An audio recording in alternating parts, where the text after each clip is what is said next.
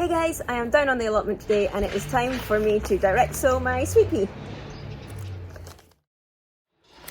For anyone that doesn't know, my name is Peggy and I am at the end of my second year growing a cut flower garden here on my allotment in Kanagawa Prefecture, Japan, which is just south of Tokyo in USDA Zone 9B. Thanks for checking out my channel. It's definitely colder than it was last week.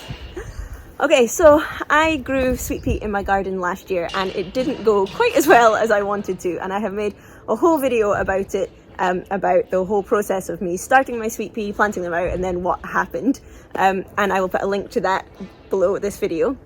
But this time I want to do things a little bit differently. So after mine didn't work as well as I wanted to last year, I spoke to my allotment neighbours and they all told me that they just direct seed their sweet pea. Now these guys are all growing vegetables, so it's a slightly different type of sweet pea they're growing. They're growing for vegetables, not flowers, but the same principles kind of apply. So they all said they just put them in the ground, direct seed them, and leave them when they come up in the spring. And they had theirs so much earlier than mine were coming up because I'd started mine at home, then potted them on, and then brought them out. And so this year I decided, right, that's what I'm going to do. I'll just follow what these guys have been doing, because most of them have been here a really long time. And I will wait for them to put their sweet pea in, and that's when I'll put mine in. But then it turns out they're garden ninjas. They're totally stealth about it. Now, I've been checking to see what these guys are doing every time I come down, but suddenly when I came down today, I noticed everyone's got their sweet peas in. And it's not like they've just put them in, they're growing. Look how far on these guys are. And there's rows of them all around this guy's allotment. And it's not just him. We have more over here, which are already starting to grow up. And more over here, which are nearly 2 foot tall already. How did I not notice these going in? So it seems like I'm already behind on this one, but better late than never. I just need to get my ass in gear and get this ready. So first I am going to prep this area. Now these are my straw flower, which are looking a bit battered. They got a bit battered in the wind this week. I didn't realise these were going to get so big, and I didn't realise that they might perennialise. Now, I've really liked these straw flower. They're still putting out flowers for me, which are really pretty. I'm not getting many, but these are the ones I cut today. And I'm getting these really kind of nice dark pinky purple ones, and the kind of more typical ones like this. Now, I am going to be putting more straw flower in my garden next year, but I chose different colours. I chose kind of softer peaches and kind of buttery yellows, but I've really liked these ones, especially for drying. They really pop and they look great. I've been saving these pink ones to use in some Easter wreaths and stuff. I think they're going to look really nice.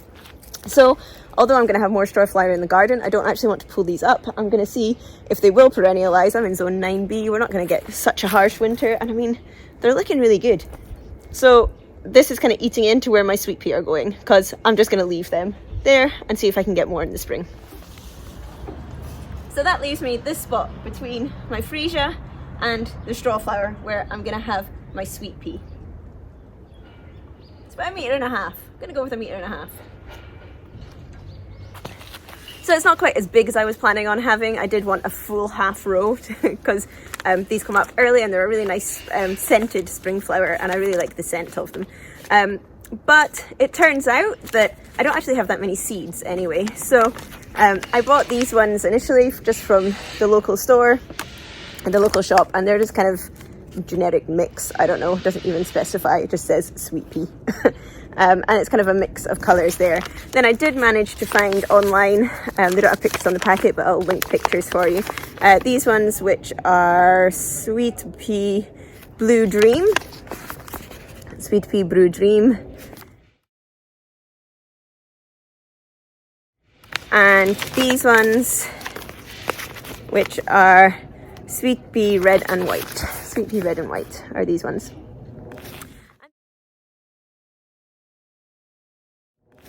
And these ones are really pretty. Now, if you watch my video from last year, you'll know that I planted lots of these because I couldn't find very many seeds at all. And when they came through, I didn't like them. They didn't have a scent, which was weird.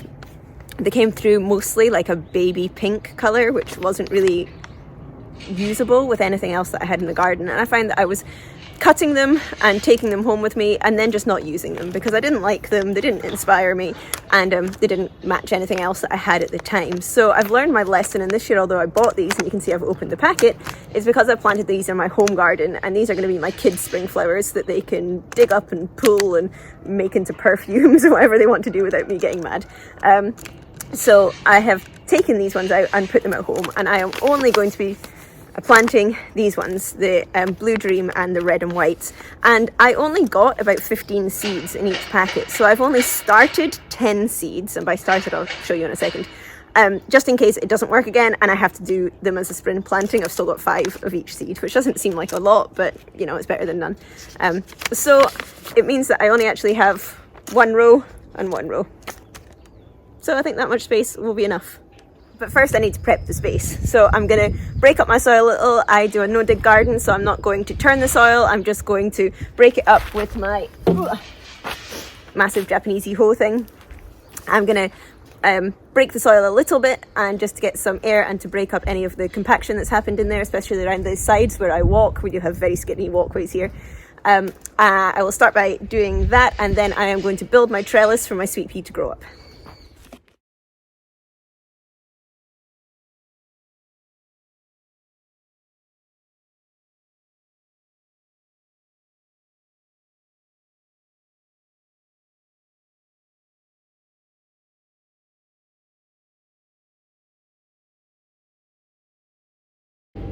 Last year I used cable ties to tie these together, but I found that the cable ties tended to slip a little bit, especially when the plants started to get heavy, and also I'm trying to use less plastic in my garden. So this year I'm going to try it just with garden string.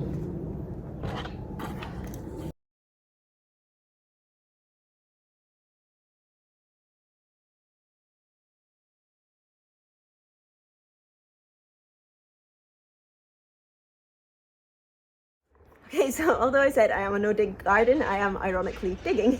And what I'm doing is digging a trench down the middle of where I'm going to plant my sweet pea. And that's because sweet pea are really heavy feeders. If you want lots of flowers off them and you want nice strong flowers with long stems, they want some food. And so what I am doing now is trench composting. I've had a bucket here that I have been making kind of compost tea with. Technically not compost tea. I think compost tea is when you boil it up and stuff, but it's kind of a bucket that collects all your scraps, and then a kind of compost juice comes out the bottom of it. Now I've had this going all summer, and it's really gross in there. I'm not gonna lie, it's pretty gross. And I like to start it fresh every spring when I start the garden fresh. So I want to empty out what's in there.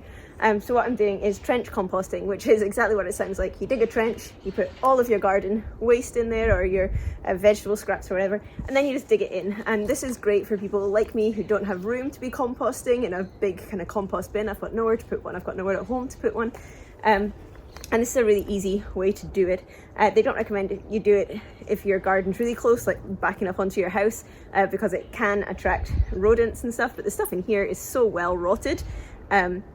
I don't think that's going to be an issue now, but it just means that when the seeds have germinated and they start to put down roots, once those roots hit a certain length, about a foot down, that's optimistic, about half a foot down, there will be some nice nutrition there that will have been breaking down all winter and feeding the soil, and it'll just give them a little bit of a boost to get the flowers going, or so I hope.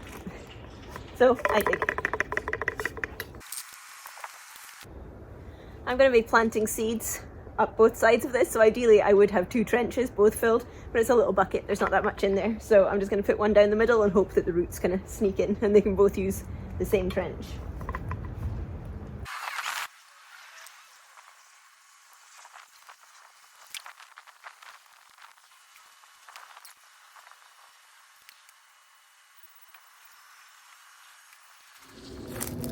Okay, so now that my trellis is up, it's not the neatest trellis I've ever done, but it'll hold.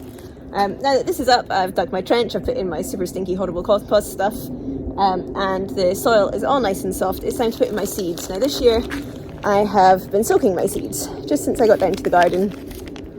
I am soaking these in water. Now these seeds are actually for sweet pea seeds. They've swollen up a little bit now, there we go. These are actually quite small, and they weren't that hard. But sometimes when you get sweet pea seeds, they are literally just like dried peas, and they're very, very solid. So doing this just helps them burst into germination a bit faster, which, considering apparently I'm behind the game on my sweet pea planting, is a good thing. So this has just been an hour, maybe two, not even, hour and a half. I've had these soaking before I pop them into the ground to give them a head start. And you can see I wrote on Santa's beard, this one is Blue Dream, and this one is Red and White. So I will put Blue Dream down that side and Red and White down this side. Okay, so these only need to be about 20 centimetres apart. They do get quite big and bushy, possibly based on my last year. I know that they might not all germinate, they might not all actually make it up the net. So I'm going to plant them about 20 centimetres apart, just down a straight line. Nice and easy.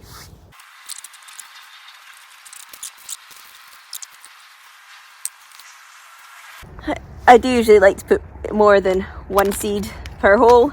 I like to plant in threes, but I don't have that many seed. So we just have to hope that these ones are going to work and going to germinate a lot better than they did last year. Next row.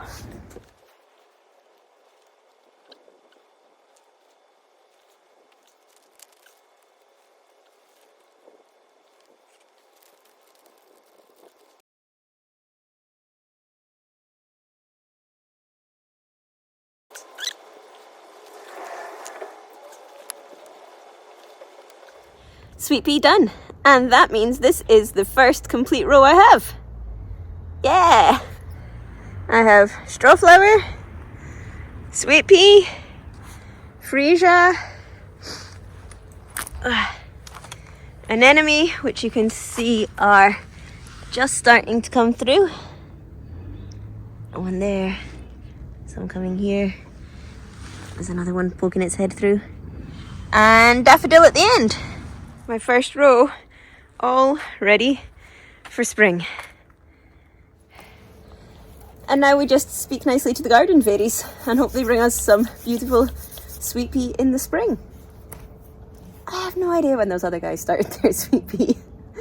So, if you want to watch the video about my sweet pea last season, I will put a link to that below. If you want to see what I do with the flowers that I cut from my garden, you can check out my Instagram, which is From the Witch's Garden, and I will also put a link to that below.